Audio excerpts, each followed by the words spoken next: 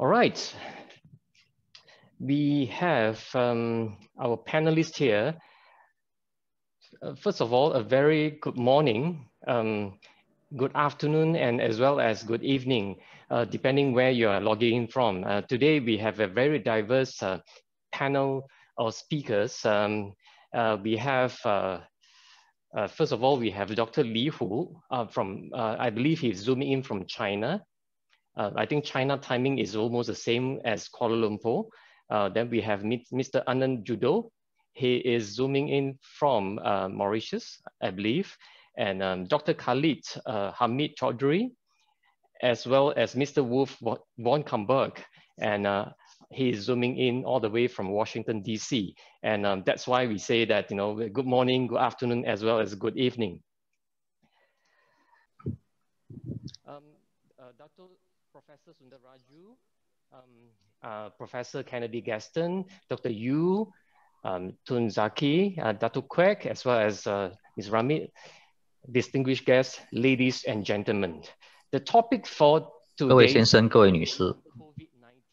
pandemic response, mediation, the appropriate vaccine, right? So we have seen pictures of and news about vaccine these few days. So is that the appropriate vaccine? And we are talking specifically on mediation today. My name is Tai Yong. I'm based in Kuala Lumpur, Malaysia. I'm from the China ASEAN Legal Cooperation Center, CALCC. I will be your moderator for today. The impact of COVID-19 is massive. As of today, if you check the news, we see 78 million confirmed cases with more than 1.7 million death cases. And there's no sign that this data is slowing down. The pandemic has not only severely affected the health sector, it has also resulted in distressing the economy, the social, and the political situations in many countries around the world. The COVID-19 outbreak serves as a sharp reminder to all of us that pandemics which have happened in the past will continue to happen in the future, and the impact is getting more serious each time. We have to find ways to soften the impact of COVID-19 and also coexist with this virus. The current outbreak has severe business consequences across the globe, and it does not look like any of the country in the world will be unaffected. The interruptions to business have certainly led to many disputes within the business communities. And the question today is, how do we resolve these disputes? This first session focuses on many areas of discussion, all right? So we'll look at the impact of COVID-19 pandemic on business in the region and the shift of ADR focus on mediation. We'll also look at the regional mediation experience and its effectiveness during the pandemic, the working mechanism of formal mediation, mediation rules and institutional support, as well as the rising regionalism focus and analyzing AIADR's role in providing regional mediation support in Asia. We are very honored to have a very esteemed and diverse panelists today. I have introduced them. And without further ado, I will introduce the first speaker of today, Dr. Li Hu. He will be speaking first. We'll follow this sequence. Dr. Li will speak first as the first panelist, and Mr. Anand Juddoo, Dr. Choudhury, and we'll have Mr. von Kumberg. And each of the speakers will have 15 minutes to share their experiences. And thereafter, we have time for Q&A, the question and answers. So for the attendees, if you see a Q&A button at the bottom, if you would like to ask any questions, you can drop the message there and I will take the questions at the end of the session. We have 1.5 hours for today's session. So it is my job and duty to keep this on time because before this pandemic, all of us take flights, right? The morning flights usually on time. If you delay, and it'll cause a further delay at the sessions later. We have 4 sessions today, so I will be keeping the time for the benefit of the other sessions thereafter.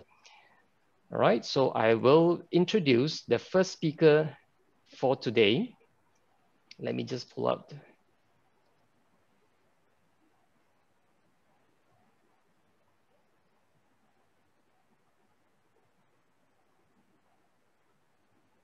Okay, as you can see on the screen, Dr. Lee is an arbitrator of International Center for Settlement of the Investment Disputes designated by the government of the People's Republic of China, and also a panel member arbitrator for international organizations such as the Asian International Arbitration Center, the AIAC, the Cairo Regional Center for International Commercial Arbitration, as well as a panel arbitrator for regional or national institutions such as the Hong Kong International Arbitration Center, the Chinese Arbitration Association in Taipei, the National Arbitration Forum, the International Arbitration Court at the Chamber of Commerce and Industry of the Republic of Kazakhstan, the Arbitration Foundation of Southern Africa, and the International Commercial Arbitration Court and Maritime Arbitration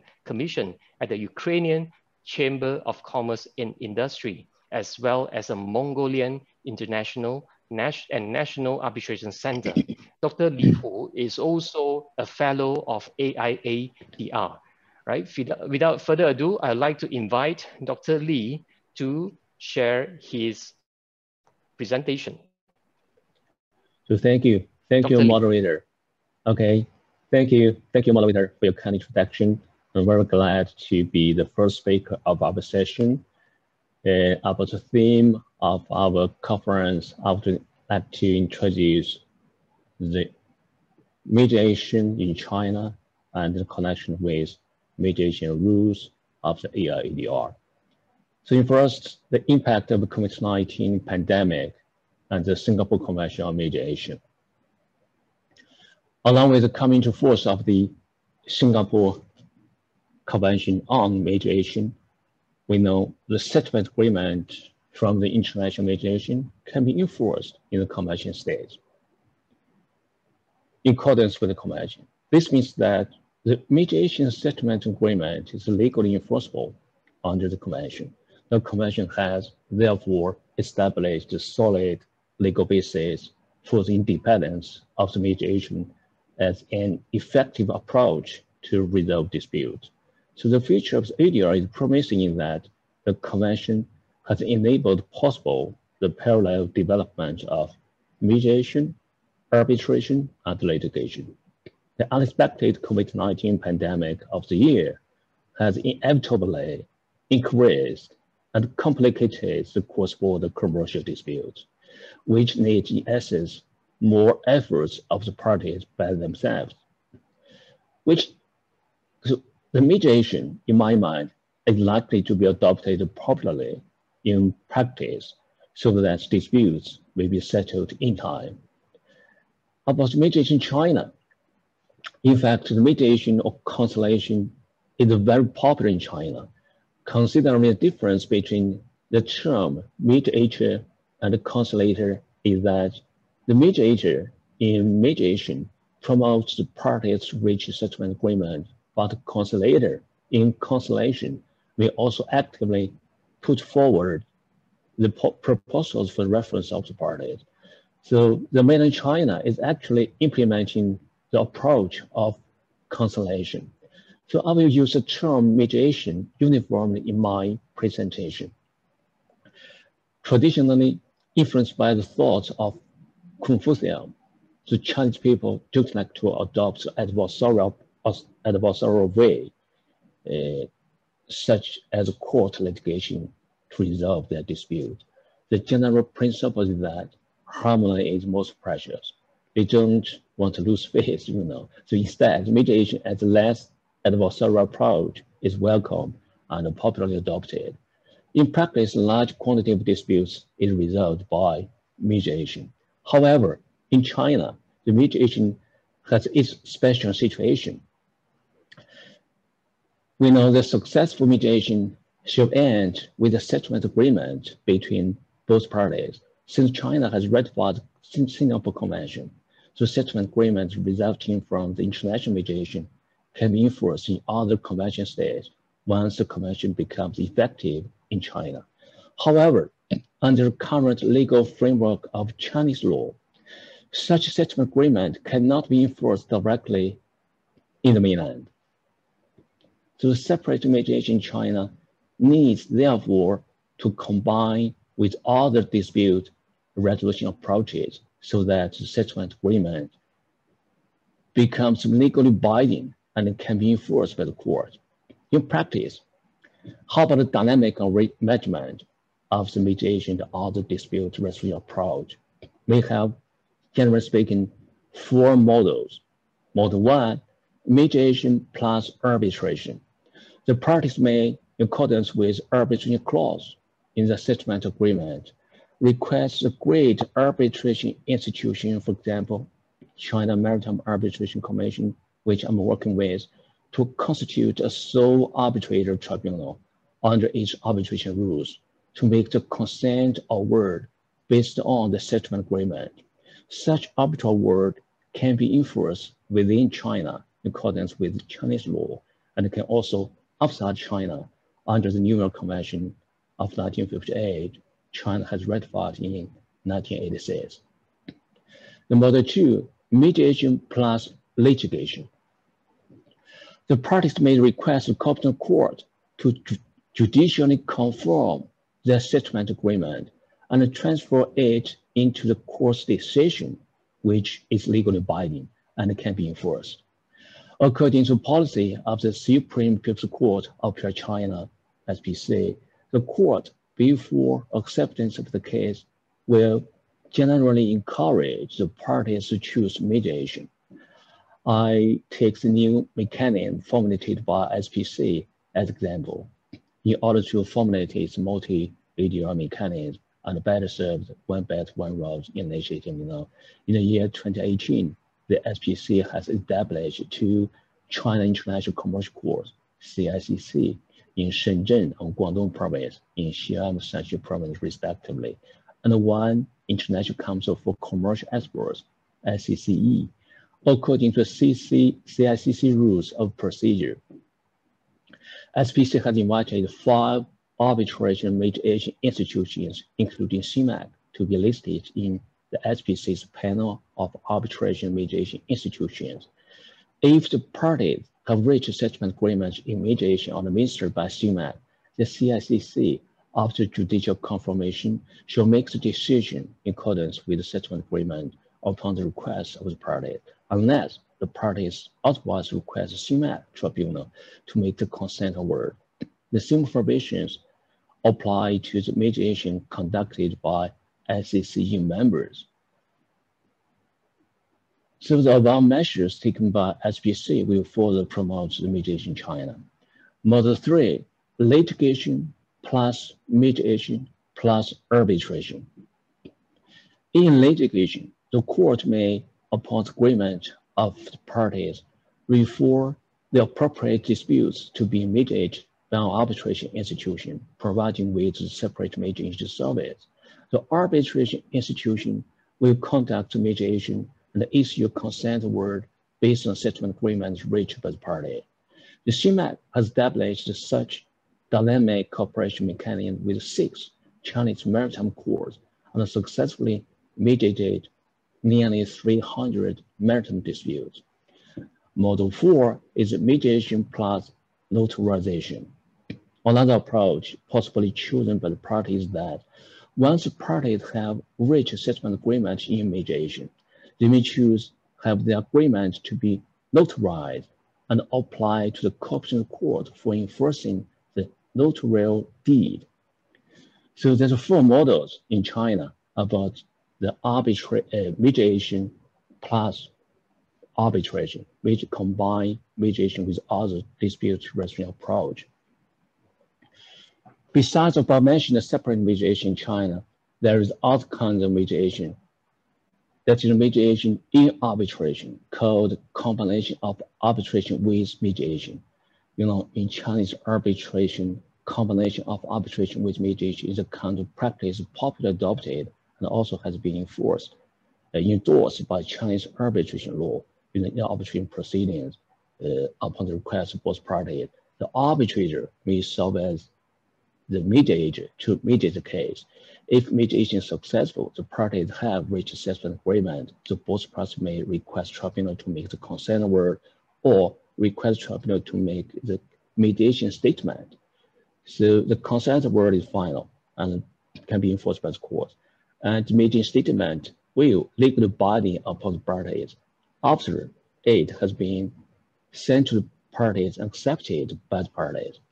So this other kind of combination of arbitration with mediation is special.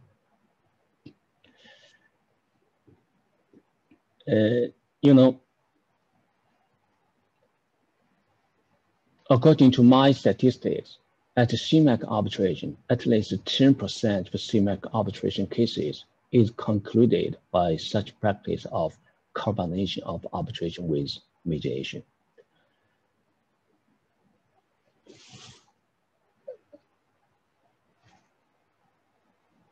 I'm sorry, a minute. I'm sorry. So, as introduced by me, in my mind, the Singapore Convention calls for the modification of Chinese law to confirm the enforceability of settlement agreements resulting from mediation, so that it can be enforced directly in mainland China. Finally, I want to say some words about AIADR's role in mediation.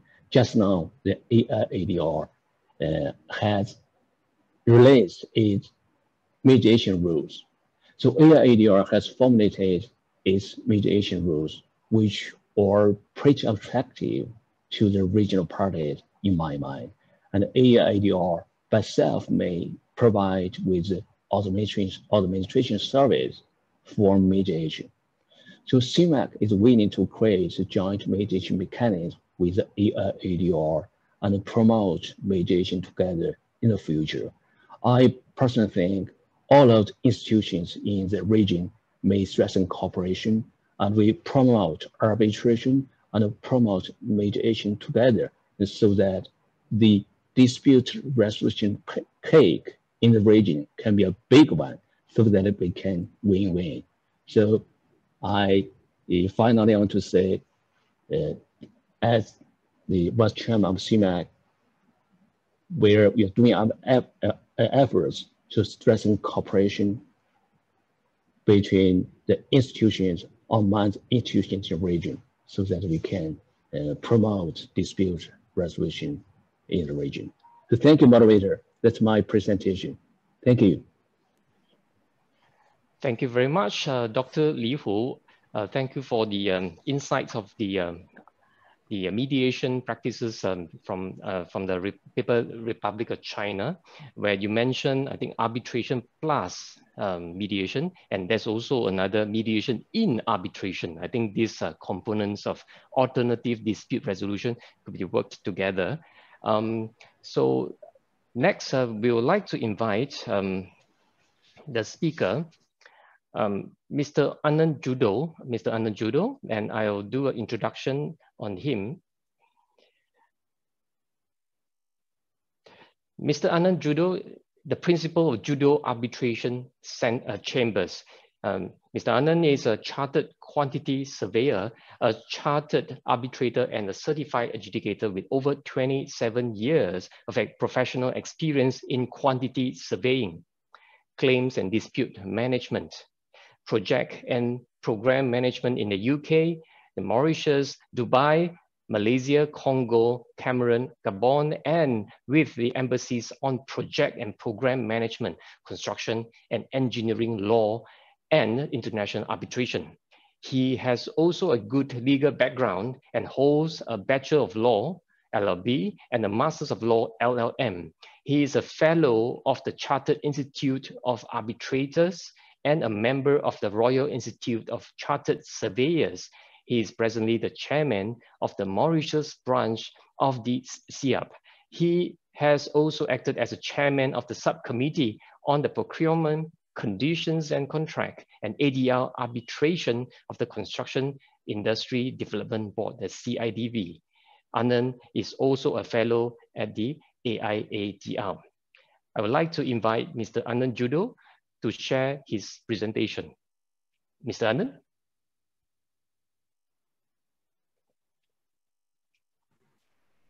Thank you, Dato. Can you hear me? Good. Yes, I could hear you loud and clear, yes. Thank you very much. Thank you for to this AIADR for this invitation. It's a pleasure to be among such stellar presenters here. Mediation is a word which has been in fashion for quite a while. In fact, it's a customary method of dispute resolution in the community. I mean, when I say in the community, I say community in the villages, towns, and various areas where the court never existed or was in very primary form. So mediation has developed from grassroots level and has now achieved the greatness that we know as it is now. I will deal with the mediation landscape in Mauritius. The mediation landscape in Mauritius is actually, it's a court annexed mediation. And in fact, it's an alternative dispute. It's actually rarely used in dispute resolution mechanism in large commercial dispute. And it's still very limited in its application. In fact, the Supreme Court, the Chief Justice of Mauritius, has actually brought some rules into the Supreme Court in 2010, whereby under the Courts Act 1945, and they established a mediation court, which is in fact operates as a division of the Supreme Court of Mauritius. So the rules actually state that any party that has a pending case before the Supreme Court can make an application with evidence to the Chief Justice for the matter to be referred to mediation. The main purpose of mediation under the rules is for the parties in all good faith to dispose of the civil suit by common agreement, or to narrow down the issues in dispute. The mediation judge regulates the proceeding and while offering guidance with an informal and flexible approach. Any formal agreement, in fact, reached between the parties is recorded by the mediation judge, setting out the terms of the agreement in the form of a memorandum. And in fact, this memorandum is now sent to the commercial judge, to the judge allocated for this case. And this will be recorded as a judgment. And it will have the full force of the law in terms of execution and all. But in fact, in practice, there have not been many commercial disputes which have been referred in Mauritius. But it is actually gaining traction. The court was officially launched in 2011, in June 2011. And it hasn't, in terms of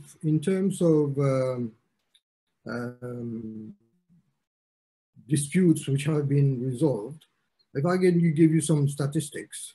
In 2016, I'm quoting from the report of the Judiciary 2019, in cases pending at the beginning of the year, 2016 was 39, 2017 was 26, 2018, 11, 2019, 2.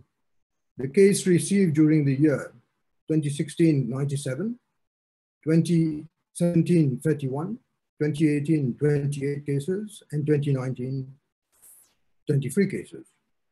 Number of cases where agreement has been reached.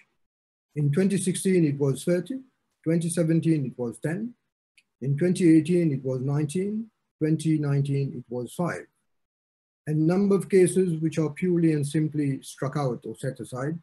In 2016, it was 9, in 2017, it was 0, 2018, 11, and 2019, only 1. Number of cases which were referred back to the court, that is to the master and registrar, to be fixed for merits. In 2016, 71, 2017, 36, 2018, 7, and 2019, 12. And at the moment, the cases outstanding at the end of the year stood at 26 for 2016, 11 for 2017, 2 cases in 2018, and 7 cases in 2019. So as you could see, the mediation, at least a court annex mediation, has not really taken off in terms of of usage or popularity. However, we have another scheme, which is the commission, which is an arbitration, it's a conciliation and mediation commission, which is, in fact, the name is Commission for Conciliation and Mediation, which operates under the auspices of the Ministry of Labour, Human Resources and Development. And it is established under Section 87 of the Employment Relations Act 2008. And its main functions is actually to act as conciliator, mediator, advise, serving for promotion and improvement of employment at the workplace. So in fact, this commission really looks at the employment issues which arises between private sector and sometimes public sector as well. So we see here, this has actually been much more popular in terms of the commission doing their work as a real mediator, and obviously giving advice where required to the parties, so that most of the disputes is actually resolved. There is no such statistics available. Obviously, this is for the minister eyes only. So it has not been published so far. As regards the pandemic, what are the effects, in fact, COVID-19 pandemic has on business in the region, I would say in the region as well, and the shift of the ADR to the mediation. In fact, mediation has really taken off in the private sector. When we had this lockdown, people were, businesses were affected in terms of claims and cash flow problems and so on. And the lockdown, the complete lockdown has not helped for in the 3 months that it was in operation. So there, when you had a lot of claims coming in, the clients and the contractors were actually sitting together, finding out ways and means of resolving that sort of dispute. And you had the engineer, or maybe especially in construction contract, where you had the engineer donning the hat of a mediator, like a pseudo mediator, and actually proposing, listening to the parties, listening to issues, what was arising, and discussing the matter, rather than instead of having it in separate rooms, they were having joint sessions, and then you were having the engineer would go off and come back again, given that all procedures or proceedings were in fact online. So that had gained a lot of traction. And I would say that there has been a lot of matters which have been resolved as far as disputes were concerned. The claims have been, they're still going on, but they have been ironed out, and the matters have been quite narrowed down to the serious matters, which obviously will be taken for the next year in the dispute resolution mechanism of the contract.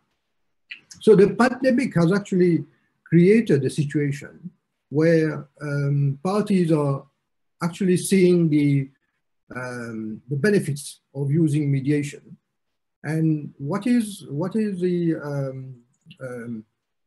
the issue here is that whenever there's an agreement, those parties record this agreement, and those agreements are transferred into what we call a settlement agreement, and it is kept pending. And obviously, if the matters or serious matters or erupt into formal dispute, then it will be channeled to the arbitration under an arbitrator. And he will also have that settlement agreement so that they know that this issue has been resolved. So it is quite clear that instead of losing their time in mediation, court and mediation, or even discussing issues in litigation, which is quite a while, it takes quite a while in Mauritius. So parties are now saying that the benefit of mediation, and also this has actually brought to the fore that issue of collaboration, negotiation, as well as discussing with the parties. The parties are discussing and maintaining the relationship as they had, because they wish to focus on the project in hand rather than lose their time in disputes. However, there has been a problem in terms of the issues regarding in-person appearance, etc., which is sometimes in terms of the online presence were not sort of very stable. But in fact, what happened is that they, although they had these difficulties, the parties just went along with and played the game. In fact, I personally have been involved in various claims and contracts whereby I actually acted as a pseudo mediator. But still, the parties were talking, and this is much more important. In the regional front, if I can give you an idea of what happened, in fact, I was we were party to a COVID-19 initiative, which we call KADI, C-A-D-R-I. So KADI is in fact an initiative which was designed to support business, given the adverse economic impact that the COVID-19 had on economies in Africa in general. So KADI provided cheaper, speedier, and effective resolution of contractual and other disputes through the use of arbitration, mediation, adjudication, expert determination, and so on. So it's not an institution, but it works closely with institution, whereby any settlement agreement is actually fed through the respective institution and then recorded as a settlement agreement, maybe as a consent award or anything which is very close to that. So the KADI scheme applies where the cases were already, for example, they had various categories of disputes. Category 1 was a dispute which has already arisen as a result of the impact of the COVID-19 on contractual and other obligation, where both parties have agreed to resolve their disputes under the rules of KADI. Category 2 was ongoing litigation cases which were delayed because the courts were closed and the court were not in operation. So their dispute were left until the court would resume, and then of course they would have to go down the line again and restart, and it's not going to be easy to know when the cases would arise. Category 3 was a prospective litigation cases which were delayed with the impact of COVID, because now we have got a long queue of cases in the Supreme Court. So this is a category where this was people, actually parties, could bring in their disputes. And category 4, the last one, was prospective cases which at least one party is a business established in any African country, and both parties agree to resolve the dispute under the KADI scheme. So the case is admitted and that it will be resolved using the choice of arbitration dispute resolution process, very similar to what we have in arbitration, expert determination, and mediation. So what we're having was a sort of med-arb, like mediation arbitration, which is my colleague earlier just mentioned. So parties, in fact, who submitted dispute to the resolution under the KADI scheme remain at liberty to choose the applicable law and the seat of the dispute resolution process by them. So this is a very important matter for them to, in terms of enforcement and so on. So in fact, the benefits which we found was quite enormous, is that it affords a significant reduction in the cost of the dispute because the fees were fixed. It achieved a significant reduced cost because the institutions were also involved very minimal fees. They didn't request their full fee. The fees of the arbitrator, the mediator, and so on was going to be paid by under the scheme by the parties direct. The court will not apply the provision on fees. In fact, this was agreed between the institution that was involved. So you could see that in general, this scheme actually operated very well. So we have yet to have full statistics on that, but I'm sure we will have the opportunity to actually give you more in the future.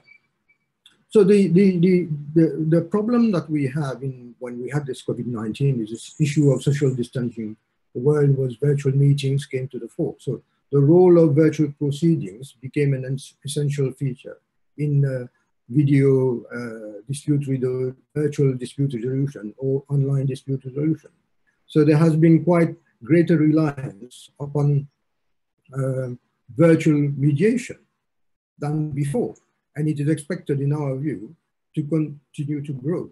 Institution, I think, most institutions, in fact, we have an institution here locally, MIST, but they've overhauled also their protocols and guidelines to deal with the new normal and meet the challenges as well. We have also the CIR has actually revised their guidelines, notes on the remote dispute resolution, and this makes a very streamlined process.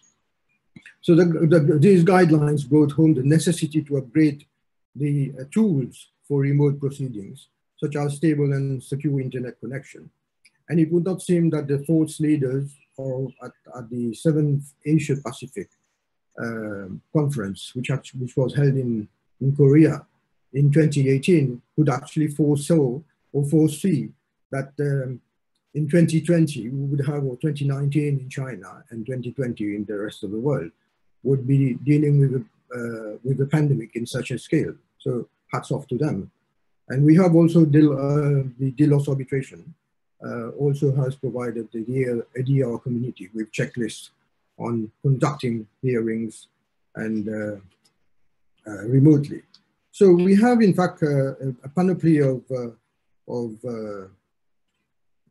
measures and tools, as well as support, where mediation is actually being introduced and actually gaining ground, if I'm not mistaken. The parties themselves feel very free to speak. They are not intimidated by confrontation with the other parties, so they have the freedom to express themselves, and they are almost anonymous, hiding behind the screen, to put it mildly. So in fact, COVID-19 has actually created a situation where, and it's been developed since March onwards, whereby there has been made a very more efficient system of ADR. It's quite entrenched nowadays. The time and cost has been reduced considerably because people do not need to travel, and hotel fees and so on are not to be paid. There's a more relaxed, more focused, and more inclined to make decisions.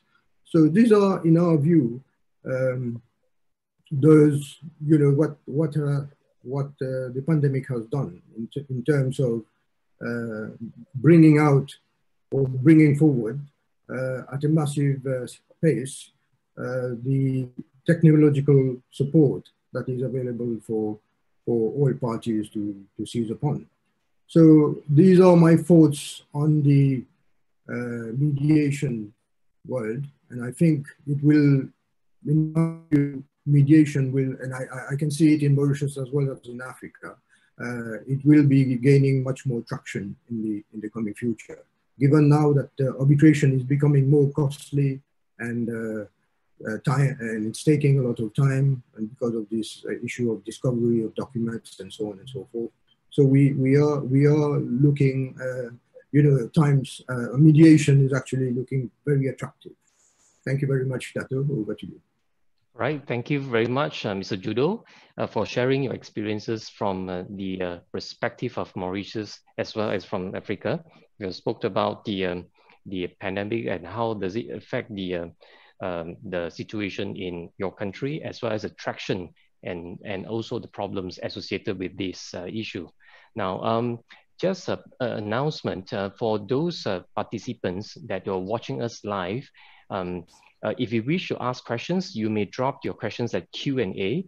We will have about 15 to 20 minutes of Q&A time at the end of the session. So I go through the panelist discussion first, then we'll take the questions at the end. We have about 15 to 20 minutes. So please put your questions there. So far, I've seen two. If you could, you would please address, if you would like to ask a specific question to a specific speaker, please do so. And the second announcement is that we have live interpretation available. It is so high tech now. So I've seen in this live session participants from around the world. I think we have friends from China and who are watching us live now. So if you like to hear and you prefer a different language, and you can click on the button on interpretation and choose the language of your preference. Right. So without further ado, I'd like to introduce our third speaker for today.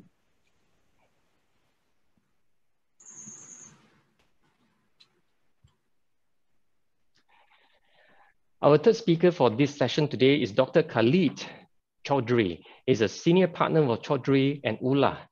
Dr. Choudhury is a barrister of Lincoln, advocate of the Appellate Division of the Supreme Court of Bangladesh. He's also an accredited mediator of CADR, ADR, ODR International, and a fellow of the Chartered Institute of Arbitrators. Dr. Choudhury is also a fellow of AIAC, Malaysia. He's a specialist international sport lawyer and has more than 10 years of work experience as an adjudicator. He is a partner of Choudhury and Ullah, a leading set in Bangladesh.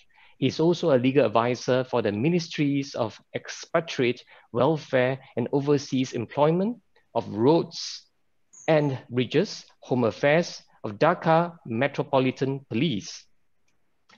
Dr. Choudhury excels in academia, heading London College of Legal Studies South, a leading institute in Dhaka. He is also a part of the global faculty of ADR, ODR International. Dr. Choudhury has been conferred an honorary Doctor of Laws from the University of West of England, UWE Bristol, for his contribution in the legal industry in Bangladesh. Dr. Choudhury is also a fellow of AIADR. And I'd like to pass the session to Dr. Choudhury, please.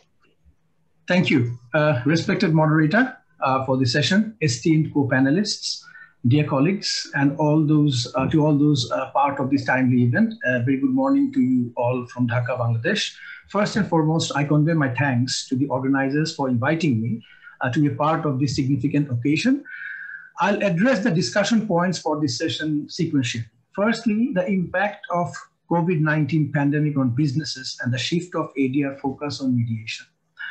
COVID-19, we know, has affected the mankind in unparalleled disastrous proportions with 78 million cases, 1.72 million deaths spanning 218 countries, territories, causing huge economic losses, leading to global recession, supply shortages, panic buying, stock market crashes, food shortages. It has impacted travel, tourism, supply chain management, and the list can go on and on. Now, and even with the vaccine in the vicinity, we are hearing of new strains bringing the panic back.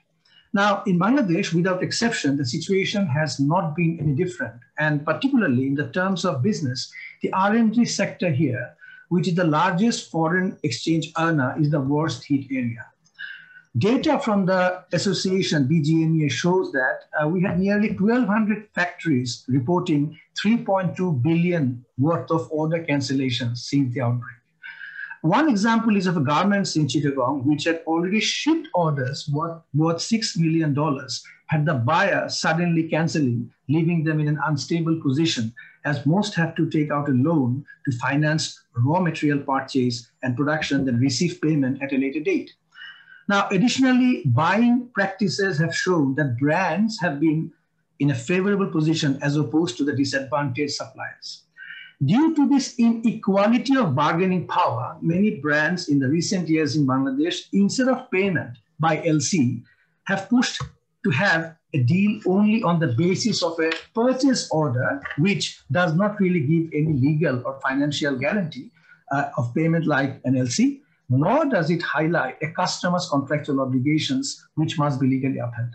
Additionally, in the event of force majeure clause is included in the sales contract, an ordering customer can opt out of paying at all for the full order. When protests are made regarding payment terms and order suspensions, factories are threatened with further cancellations or termination of business arrangement. And so there is little or nothing they can really do to retaliate. Here in Bangladesh, there is no legal declaration of COVID-19 to be treated as force majeure. Hence, it was a matter of contractual interpretation. On the contrary, buyers have often from abroad relied on the same successfully. Now, all such incidents highlight that the spread of risk is uneven and the burden is on the suppliers. Statistically, we haven't featured highly in the Doing Business Index report as well, and enforcement of contract sector, unfortunately. We have about 4.5 million cases and rising pending in the courts, with only about 1,800 judges. And when the pandemic struck, we had the judiciary almost coming to a halt, and it took its time to adjust to the, I would say, new normal, the ODR. Now, hence, there is no choice other than resorting to the best practices of ODR. Failing negotiation, I think mediation is the call of the time for a fairer outcome to most commercial disputes. I think mandatory insertion of appropriate ADR clauses in all business contracts will help implement rational performance to the benefit of our industries. This will allow parties to retain control over not just a dispute, but it will also give them the commercial flexibility. Under our Code of Civil Procedure, the courts may adjourn the hearing, pass an order to mediate in order to settle the dispute, though for various reasons, unless this is not made mandatory, such an effort is unlikely to see much success. Since we are a step behind many jurisdictions, the pandemic lesson has raised awareness in the business community. As the respective associations are now seeking more collaborations with the legal community, there are exchanges, seminars, symposiums, and trainings at many levels. Everyone now appreciates the need to have incorporation of a properly drafted multi-tier resolution clause at the stage of contract formation. Now, having said that, however, the power of mediation, I think, is yet to be fully professed and understood in the region. Personally, however, on a brighter note, I have seen parties resolving disputes amicably with the help of a third party, even without labeling this as mediation during pandemic. It has helped the parties to be in charge, maintain business collaboration, and have, I think, renewed confidence on each other. I would strongly urge the country should opt for mediation convention in Singapore to give this cross-border enforceability in case of commercial disputes. The second issue, the regional mediation experience and its effectiveness during the pandemic. First, I think while developed nations tend to be more peaceful and better equipped to prevent and mitigate conflict, the process of growth and development itself often proves to be contested and conflictual. Like many fast-growing Asian nations, I think progress on governance, the rule of law, the development of social safeguards does not keep pace with economic development. A report by the Asia Foundation, I'm sure most of you are aware of, provides an overview of historical and emerging conflicts in the region, while acknowledging the achievements in reducing poverty and improving billions of lives. It has warned provocatively that development will likely increase rather than decrease violence in the coming decade. If we do not learn lessons of humanity and humility from COVID-19, matters may become worse in the future. We have seen litigation in Bangladesh is a long-drawn process. On a positive note, we have BIAC, the Bangladesh International Arbitration Center. It was set up by the help of IFC DFID 8 years back.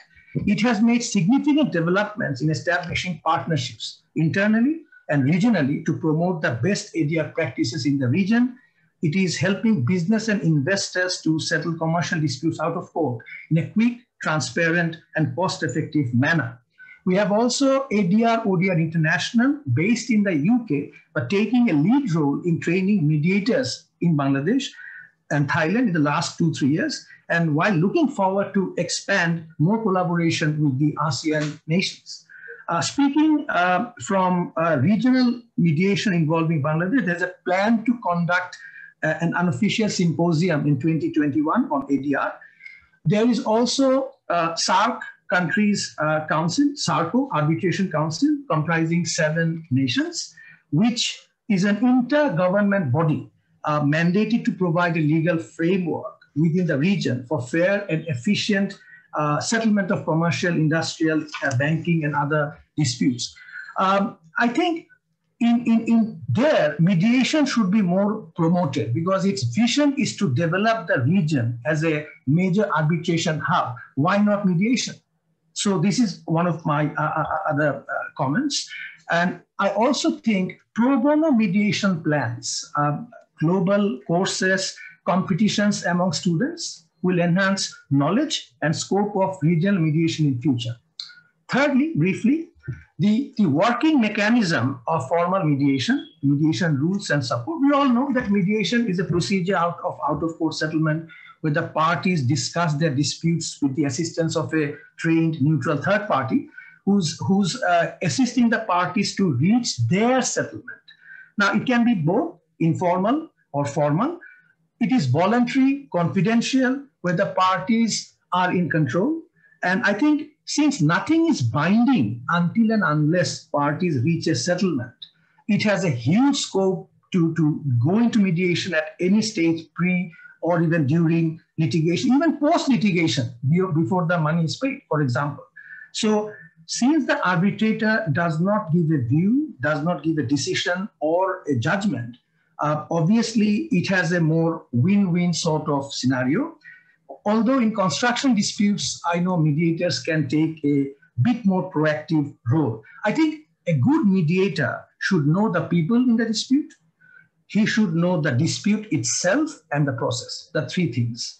Now, and also, I think a mediator should need to take the opportunity to grow and change, which I mean that once the mediator understands this change, the parties will find it easier to accept and they will want to grow and change with the mediator. And I think this will give a positive energy that will help them to reach a settlement. And from my own experience as a lawyer as well, I'm playing different hats, since the case counsel should also be aware that the client is endeavoring to reach a deal here. So a win at all cost mindset may be fatal to the process. So here I think lawyers helping the parties at mediation must take more caution. And we all know mediation is possible in all types of commercial transactions, family disputes, community relations, personal injuries, employment, domestic violence cases, relations cases, which has been a feature in the pandemic, unfortunately. These disputes may either be taken as mediation at the time when it is in the court or even before the court proceedings. Finally, on this point, institutional mediation, I think, which has its own rules, should be encouraged as it is more organized, disciplined, and it's a time-bound process. It will enable the parties to have mediation, I think, online, maybe in a state-of-art scenario, and which will make matters move more smoothly. And of course, we know that rules of mediation vary from institute to institute. The final point of discussion was that rising regionalism focus and analyzing AIADR's role in providing regional mediation support in ASEAN. Obviously, after the pandemic, all countries are realizing that it is not possible to sustain their economies and the quality of life without the help of cooperation from the others. We must rely on each other. There's also a positive trend towards greater cooperation and harmony among the neighboring states. While international organizations, I think, they are a good forum for discussion. I think it's the regional organizations that are at the forefront of solving problems that the countries are facing. Obviously, ASEAN, with its 11 countries, has made a positive mark at many discussions of regional cooperation. And the bloc's biggest success has been promoting economic integration amongst the member states. It has reached an RCEP agreement to create one of the world's largest free trade blocs. And I think here it is covering a huge number of population in terms of the benefits. Now, whenever a regional organization facilitates trade, there is also a potential for disputes arising from the trading. Here also mediation can be a great tool for effective resolution of disputes. The online and work from home paradigm we have seen has also removed barrier to face-to-face dealings to a great extent. For such reason, it can be said that AIADR may aim to serve as a platform for members in diverging international practices, building capacity, providing opportunities for all stakeholders of the economy in resolving disputes, and seeing projects and investment through amicable settlements, with an initial focus on emerging Asian, African, Central, and South American economies. I think digital dispute resolution management, that is the future. So we all need to be equipped to survive beyond pandemic, and here cooperation needed. And finally, as I have said, AIADR can also contribute to the education and training of ADR in the region with due respect to respective cultural values of doing business and resolving consequential disputes. And it can also extend to the markets of Bangladesh and India, and why not even grow bigger. To sum up, there are many sectors in the economies where AIADR can play an important role in mitigating the effects of the pandemic on the respective industries through ADR. That was my sort of two answers to this discussion. Thank you. Thank you very much, Dr. Choudhury. Thank you for the proposals and on the education and also on the cultural values that you know, we are global living in a global scenario now, where you know the disputes are not only in a particular party in one country, but you know it could involve multiple countries, right? So next, I would like to introduce our speaker, who has waited patiently. Here is Mr. Wolf von Kumberg from the International Arbitration Center. Mr. von Kumberg is a leading ADR figure with over 30 years experience in the international legal business. He has mediated and arbitrated numerous types of international commercial and investor-state disputes. He is particularly knowledgeable in the dispute relating to aviation and aerospace, defense, investor-state, energy and natural resources, compliance, IP, cybersecurity, and high-tech industries, maritime, and insurance and reinsurance. His practice involves most regions of the world and includes commercial, government, and state entities. Mr. von Kumberg works closely with CEDR and the Energy Charter Treaty of Secretariat to develop protocols and policy, as well as training to enable the use of mediation and investor-state disputes as a viable adjunct to arbitration. Mr. von Kumberg is a member of International Arbitration and in mediators located in London and Washington, DC, as well as a fellow of AIADR. With that, I'd like to invite Mr. von Kumberg. Thank you very much for that kind introduction. And I'd like to thank everyone for attending our session today. I think it's an extremely important session. And as we've heard from all the other speakers, we haven't yet seen the end of the pandemic. And we have to find ways in order to ensure that international trade can continue despite the setbacks that we've already experienced. I'm going to try to share my screen because I do have some slides. So let me try to do that right now.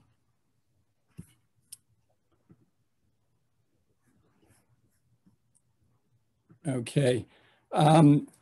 Just to mention, I spent nearly 30 years, as the introduction said, in international business as in-house counsel for several multinational companies. And in or through that experience, I understand very well what business is currently going through, whether it's domestic or cross-border business. The pandemic has been catastrophic. And just looking at some of the different types of COVID-affected areas that I myself have been dealing with over the last 8-9 months. Clearly, things like delivery schedules have been affected. Often quality of product due to supply chain disruptions and changes to specifications and requirements has also affected the contractual relationships. Clearly, workforces have been extremely impacted by this, and depending on in what country we're dealing with, in some cases, because of lockdowns, there hasn't been the ability to actually perform at all. Pricing expectations, of course, have also changed. We've heard a little bit about the garment industry in Bangladesh, and you can see very well that the relationship between purchaser and supplier has been dramatically affected there. Government restrictions and border closures have halted transport in many cases. And then financing issues and loan repayments are, of course, creating huge issues for many businesses, as well as facilities and the rents that have to be paid for those. So these are all just indications of the types of issues that businesses across the world have had to face. And the question I think that we're addressing here is really what is needed to help businesses deal with this, whether you're a small business, a medium-sized business, or a large business. In some way, all of these different factors have impacted you. So looking at the types of disputes that are arising now, it's not really from a failure to perform because somebody has not performed, but rather these are largely force majeure type situations, as was already discussed, where without the fault of either party, performance has not been possible. So the remedy here is not to terminate contracts, but rather to try to renegotiate legal obligations that currently exist. And we've already heard about some of the attempts to do that.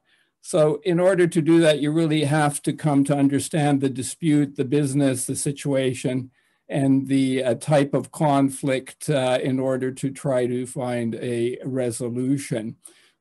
We also need remedies that save not only time, but also expense. Businesses now are under financial stress, and the last thing they want to do is spend a lot of money on disputes. And in order to avoid the escalation of these issues into full-blown disputes, the utilization of a neutral to step in and utilize mediation techniques in order to re-baseline contractual obligations is something that is extremely beneficial. And I'm going to talk to you a little bit about a mechanism for dispute avoidance, perhaps, rather than dispute resolution, because that's really what we're talking about here in COVID-related issues. It's dispute avoidance. The traditional adversarial methods that we know about, of course, litigation or arbitration, are not really appropriate for rebaselining contractual obligations. In addition to that, as we've already heard, many courts are closed and or backlogged, and they'll certainly be extremely backlogged the longer this COVID situation continues. Cost is a very important factor, as I've already said, and so the means for resolving these disputes has to be cost effective. And most important from a business perspective, and this is something I really do recognize, is the maintenance of relationships. Often in these situations, there have been relationships that have been built over many, many years and suddenly are facing this stress. It's something that business, I think, keeps in mind that in the future, they're going to have to continue to work together. So finding a way to do that, which enables them to find a solution now to the issues rather than litigating is, I think, foremost in the minds of many businesses. So one of the tools that I really wanted to concentrate on with you today is facilitated negotiation. Really what the purpose of facilitated negotiation is to utilize a third party neutral to assist businesses to restructure their legal relationship. So as I said, this is really more of a dispute avoidance mechanism.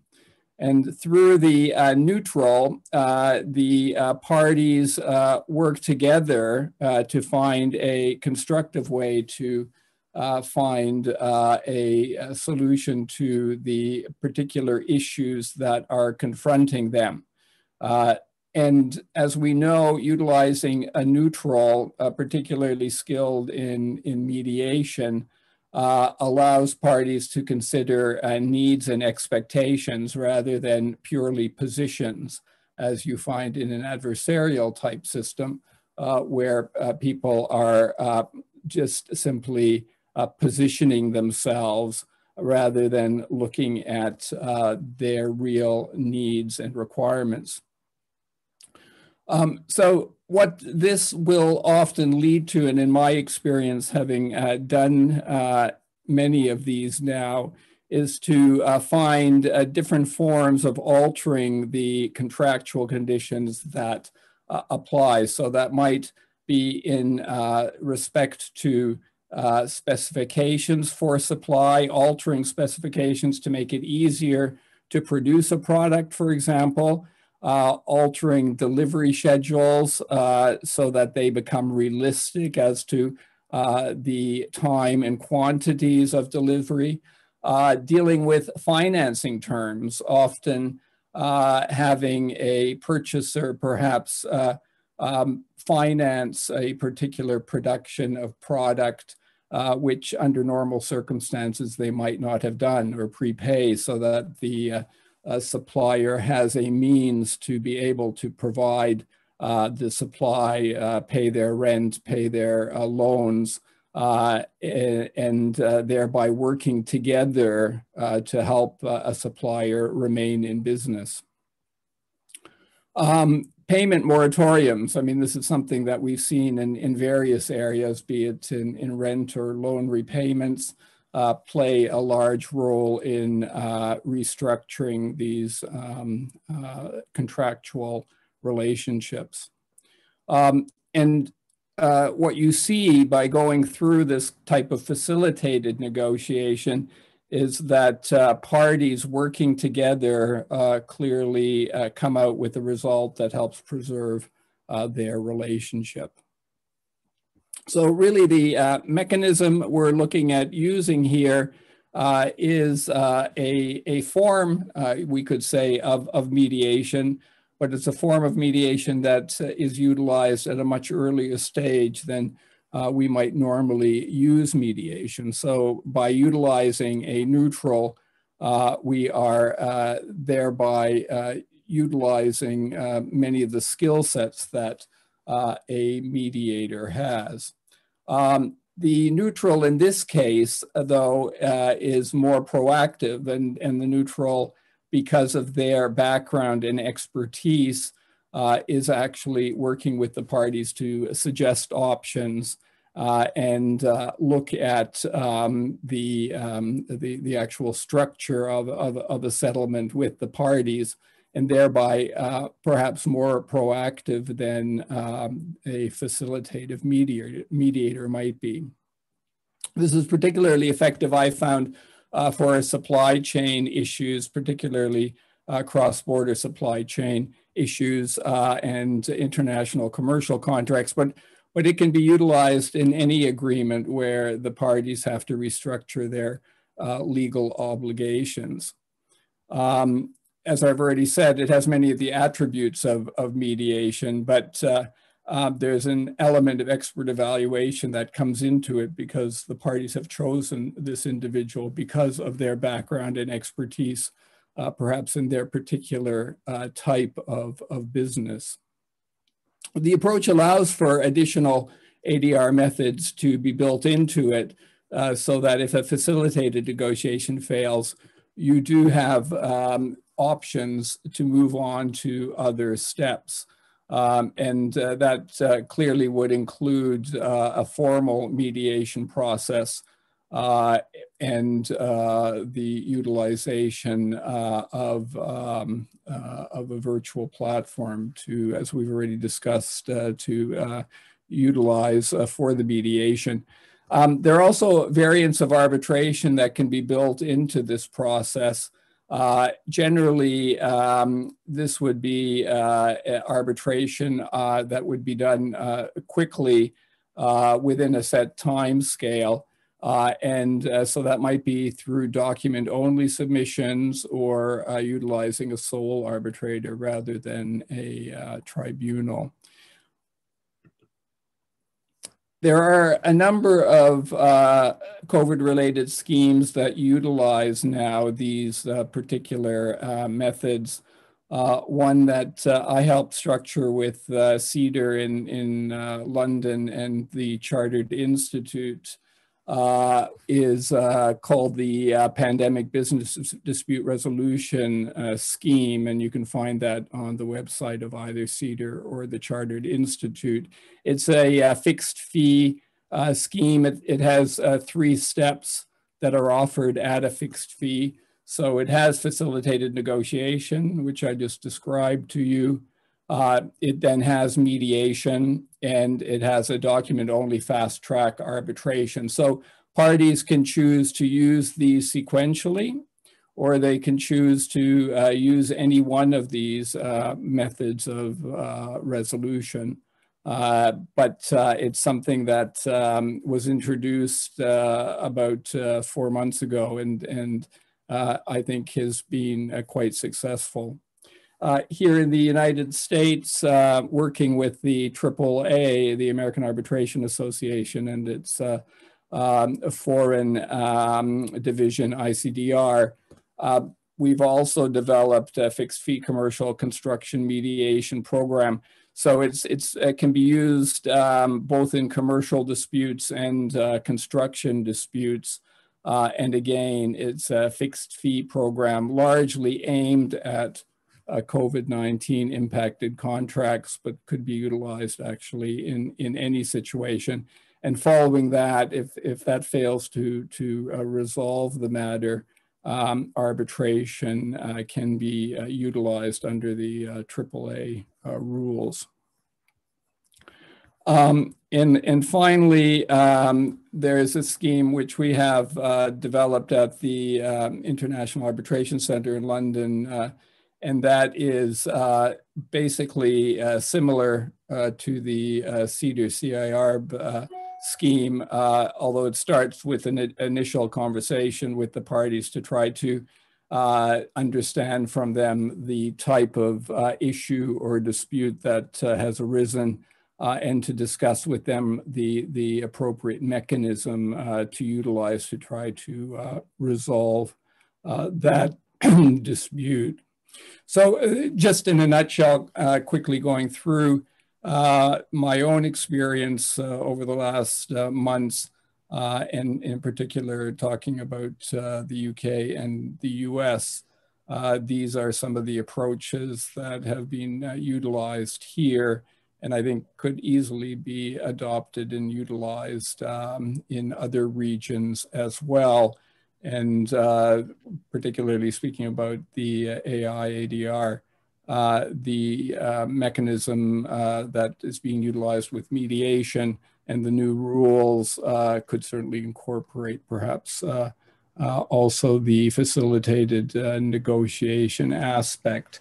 I think the other area where AIADR can be very effective is in dealing with the Belt and Road disputes that are arising. And we know that's a real issue for China at the moment, and utilizing mediation in those disputes and using the center perhaps as a center for those types of disputes could be very helpful going into the future. So with that, I know we don't have that much time left, and I'd like to leave some time for questions. So I'll turn that back over to you, Dr. Yong. Right, thank you very much. Thank you to Mr. von Kumberg. For the participants who have put in their questions in a Q&A session, so we will start with our question and answer session currently. And I think these questions are, can be viewed by the panelists. I will start one by one. The time now is 12:03 p.m. in Malaysia. We have about 27 minutes to go. We'll take the questions, and at the end of the session, I would like to invite all the panelists to conclude the session by giving remarks. All right, so let's start with the first question. Are the AIADR agreements and settlement agreements signed in Malaysia enforceable in China and other jurisdictions with AIADR membership? Perhaps this question I'll address to Dr. Lee. Any agreements signed outside China, or is it enforceable in China? Perhaps Dr. Lee could answer this question. Thank you, moderator. So I will answer the question. For example, AIADR settlement agreements or settlement agreements concluded after mainland China now cannot be directly enforced by Chinese courts. Although China has ratified the Singapore Convention on Mediation, but the convention has not become effective in China now. So once the convention has become effective in China, it's no problem for those agreements can be enforced directly by Chinese courts. However, my proposal is that, for example, AIADR may strengthen cooperation with Chinese institutions, for example, CMAC, so that AIADR settlement agreement can be transformed to CMAC arbitration award, which can be enforced smoothly by Chinese courts. So that's my answer. Thank you, moderator. Right, thank you, Dr. Lee. Now, next question from Nora Lam. Please provide details of mediation center in China. So are they dependent on provinces, and which law applies? For Malaysia-China transactions, where would be the ideal center to hold the mediation? Could you just give us an idea, Dr. Lee? The problem is that mediation centers has not been established uniformly in mainland China. It's not dependent on the actions of each provinces respectively. The centers may be registered in some provinces. I know in Beijing, we have mediation centers separately. In Shanghai, I know also has set up the separate mediation centers. All of these centers have been established in accordance with Chinese law. So on the other hand, arbitration institution in mainland China can also provide with parties mediation service besides arbitration service. So generally speaking, we have two kinds of mediation centers. One is the mediation centers named mediation centers. Another is arbitration institutions, which can provide with parties the mediation services. All right. Okay, thank you for the answer. That Nora has got the next question. We include ADR mediation clauses in agreements. However, parties need to select the mediator either in a common mediator or say one each. Often they cannot agree. What is the best way to deal with this, especially for cross-border disputes? Is there any panelists who would like to take these questions? I think all of us have, all of the panelists here have done cross-border disputes. So perhaps you could, anyone wish to take this question? Yeah, I'll be happy to maybe take a stab at that one. I mean, this is obviously an issue where the parties cannot agree. I think somebody, or maybe that questioner has stated that perhaps, co-mediation might be one answer where you've got two mediators that are appointed. But it also points to the advantage of having an institution involved, because usually the institutional rules will then specify if the parties cannot agree that the institution will appoint the mediator. And so that is probably the best way to remedy the situation. All right. Thank you, Mr. von Kumberg, for the answer. Next, the questions, where do we go from here on private mediation? What can we do? Anyone? Could assist to answer this question? Private mediation. Dr. Choudhury? I think the question is not very clear, because when you say private mediation, I think much would depend on the nature of dispute you're talking about. And depending on the nature of dispute, the parties can always sit together and try to appoint someone whom they can actually trust, in the sense that, they have confided in that person.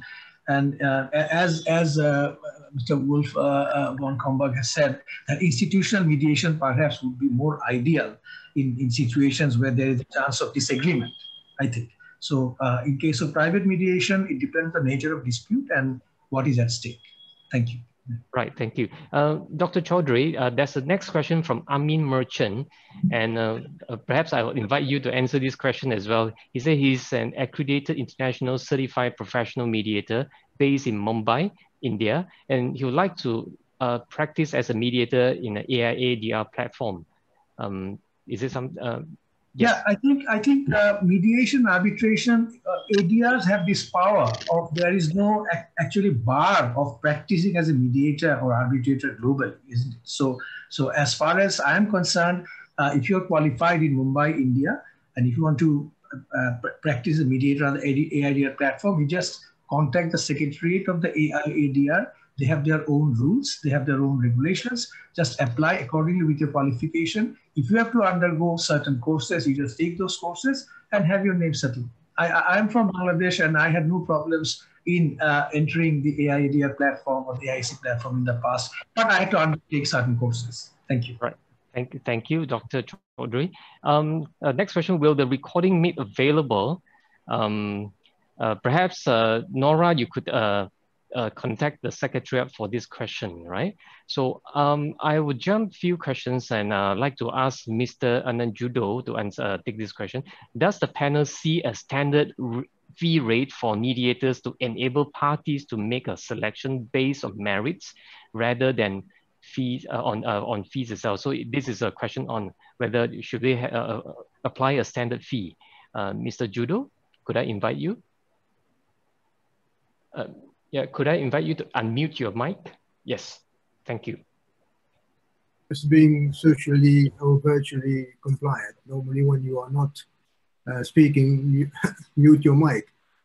Yeah, I mean, this is a very nice question. I mean, you see, once we had this pandemic, lots of businesses have been affected and so on. So cash flow is a big problem.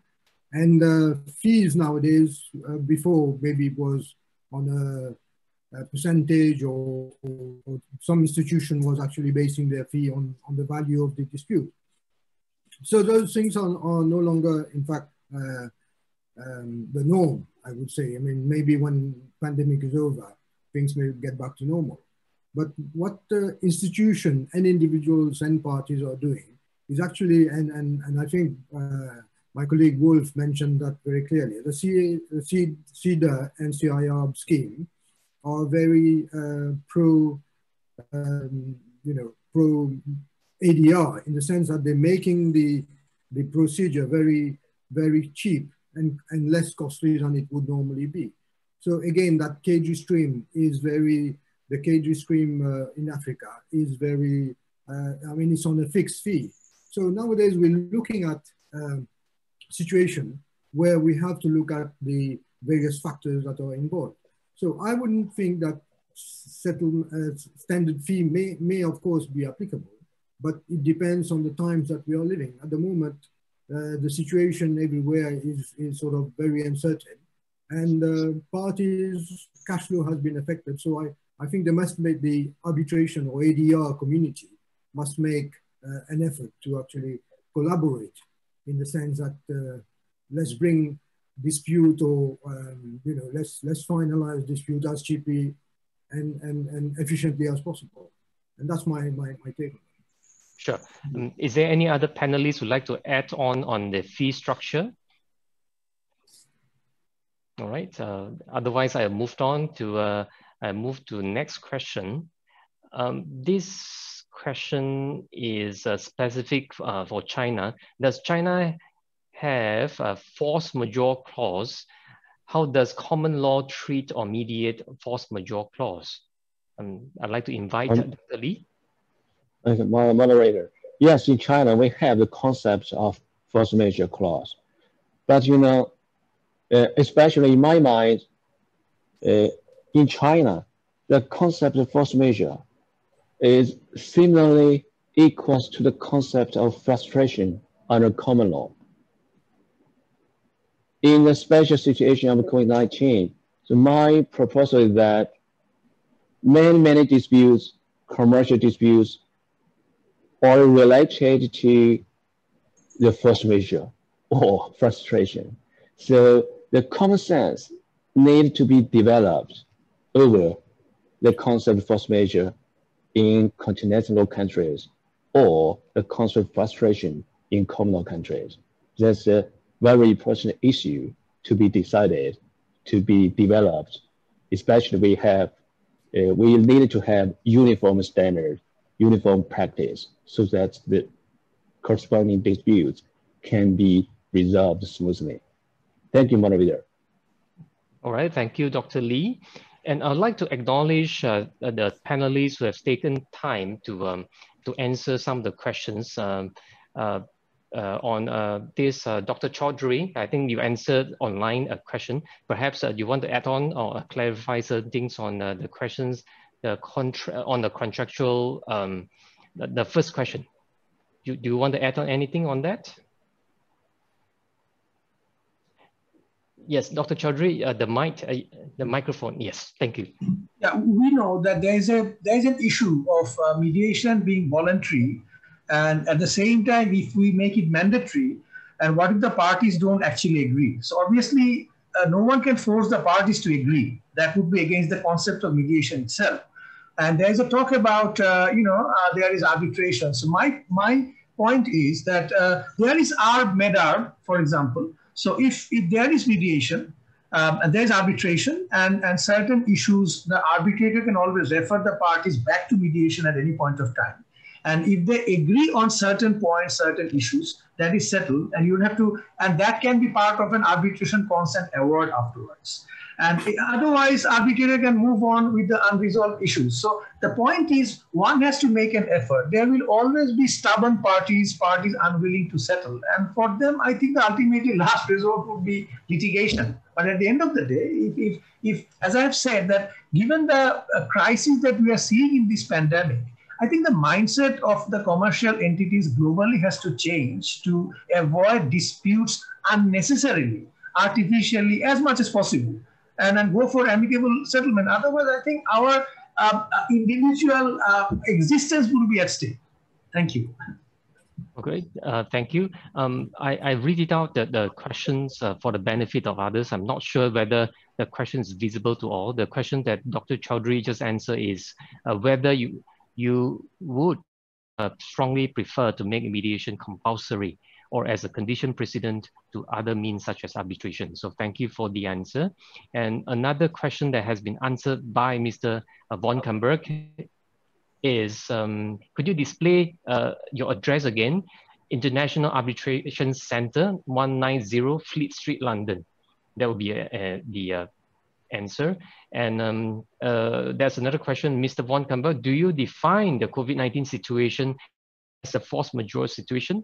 Pre-COVID-19 contracts had force majeure clauses. However, this is open to varied interpretation. Could I invite you, because I think some of the I'm not sure whether the answer is visible to all. I think we are sharing the knowledge here. Could you elaborate on this answer again? Thank you. Mr. von Kumberg. I tried to answer it actually in a practical way. Clearly, as was already said by Dr. Lee, I mean, the interpretation of force majeure varies greatly around the world. And there are other concepts like frustration that also come into play. I think what's recognized by a lot of businesses, and Dr. Choudhury really referred to that too in his last answer, is that there's a critical situation that is facing business worldwide and in international trade in particular. There have to be remedies which are expeditious and cost effective. And I think parties recognize that at the moment. And I don't think anybody wants to go to court to argue whether it's a force majeure or it's not a force majeure. That's not going to get them any further. And so at the moment, I think we have to look at this more practically. All right, thank you. And I'd like to ask the next question from Srikant. A country which has still not signed the Singapore Convention still have the recourse of not implementing agreement of settlement. What are your thoughts on ensuring enforcement? Could I invite Dr. Lee for this question? I think you mentioned about this Singapore Convention. Dr. Lee? Yes, for the countries, for states which has not ratified the convention, in my mind, it also should be no problem for the settlement agreements resulting from mediation can be enforced in its own countries or outside its own countries. So the picture is a little bit complicated. Within one country, as I introduced in my presentation, it be necessary to combine the mediation with arbitration. But outside the country, it needs international cooperation between the institutions, mediation institution in the home country with the arbitration institutions in the countries where, the settlement agreement will be needed to be enforced. So cooperation is necessary to resolve the problem, resolve the question. Right. That there is also another questions I believe is addressed to Dr. Lee. With the many Chinese company cannot come out to work in ASEAN countries during the COVID, what is the implication? I think the question is asking that, you know, a lot of people from mainland China, they are not able to travel during this COVID-19 lockdown. So what will be the implications to businesses? It's a problem to be resolved. It also needs international cooperation. You know, in China, so the COVID-19 situation is much better than before. So many companies encourage the workers to start work. It should be no problem. But problem is that the corporations outside of mainland China, supported, sponsored by Chinese companies. So it's a real problem. In my mind, you know, it needs the Chinese sponsored companies in foreign countries and cooperate with its home companies in mainland China, so that the work can be done in a special way. So that's my, you know, simple response. So the question I need time to consider, moderator. So it's not easy to answer now. Sure. All right, no worries. And I will take the last question. This is a general question. Can mediation be made mandatory without affecting the parties' voluntariness to sign the settlement agreement? Can it be made mandatory? I think this is a general question. Any panelist? Well, I think, as was already said, I mean, the whole process of mediation is such that at the end of the day, the parties decide whether they want to enter into a settlement agreement or not. And so that will not change whether the initial entry into the mediation is considered to be mandatory or not. I mean, in the UK and in most of the US states, courts in effect make mediation mandatory, even if the process itself isn't required to be mandatory, because they simply will not list matters unless a mediation has taken place. So a judge won't list it for a hearing. In the UK, in England, there are cost consequences if you do not mediate.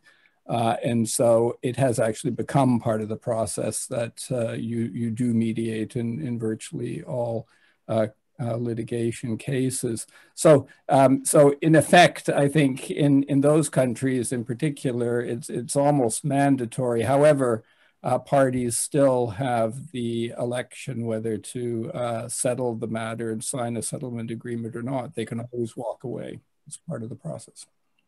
Right. Thank you, Mr. von Kumberg, for the answer. So there are some questions about how to join AIADR platform. I think you could visit the website AIADR, search them, or you can contact the Secretariat for more information on this. All right. So the time now is 12:24 p.m. in Malaysia. I'd like to invite each of the panelists to make your concluding remark. First, I'd like to invite Dr. Lee. Thank you, moderator. Finally, I want to say, in the special situation COVID-19, mediation an effective way to resolve disputes may be adopted by parties more popularly than before. So all the institution region may strengthen cooperation and we promote mediation well. So I'm willing to cooperate with all of you, especially AIADR, to done a great job. Thank you. Thank you, Dr. Li Hu. Next, I'd like to invite Mr. Juddoo to give his concluding remarks. Yes, thank you, Dato. You know, this pandemic has exposed all the weaknesses that we could actually have not had imagined. I don't know whether the Seoul Protocol or the fourth leaders who thought about the Seoul Protocol on virtual hearing had a crystal ball, because when they sat in 2019 or 2018, I don't think they were thinking about a pandemic being very close by or next door, as we say. But this situation where, you know, when we had this pandemic, lots of businesses, everything came to a halt, and disputes were being sort of put to stop. Also, we're not operating and so on. So it's given ADR a boon in such that various other, let's say, obstacles have actually been ironed out, in the sense that we have now virtual hearing, we have access to various computers, we have, if you don't have proper tools, you could actually go through an institution who could provide their facilities for virtual hearing. So all those things have actually made, you know, dispute resolution, especially ADR. And I'm thinking very closely on mediation. They have given parties a very good tool to maneuver and, you know, and keep running their businesses. Because at the end of the day, if everything closes down, I think that would be the end of this world. So I think it's I hope, obviously, the pandemic comes to a close. We don't want it to continue as much as I mean, the damage has is caused already. So let's hope that, you know, the infrastructure that we have set can actually be used for normal hearing. All right. Thank you, Mr. Juddoo. Thank you so much. Next, I'd like to invite Dr. Khalid Choudhury. Doctor, please. Thank you. Of course, I agree with the valuable remarks made by my respective co-panelists, and definitely pandemic is teaching us a lesson, and we are continuing to learn. And I think ADR should not be alternative anymore. It should be the compulsory method of dispute resolution for the future. And I think in every country, every jurisdiction, the political leadership, the respective stakeholders, they must actually move first. Because we know in many countries, unless there is a move from the top, then nothing actually will be happening. So I think there must be more collaboration, more discussions between the business community, between the stakeholders with the respective ministries, Department of Justice, the Ministry of Law, the Law Commission, wherever we are based in. And there must be more cross-border discussions like this very forum, so that actually through Facebook, through Zoom, many are actually listening, learning, and they're the future leaders. And my last point is, we must actually educate our students at the undergrad level. Maybe syllabuses should need to change in many courses, so that ADR actually becomes a compulsory component, so that they develop a mindset from the first year of learning that, you know, the court should be the last resort and not the first resort. I think that is, I think, my remark. Yeah. Thank you. Thank you, Dr. Choudhury. And last but not least, our friend who's zooming in all the way from Washington, D.C., Mr. von Kumberg. Thank you.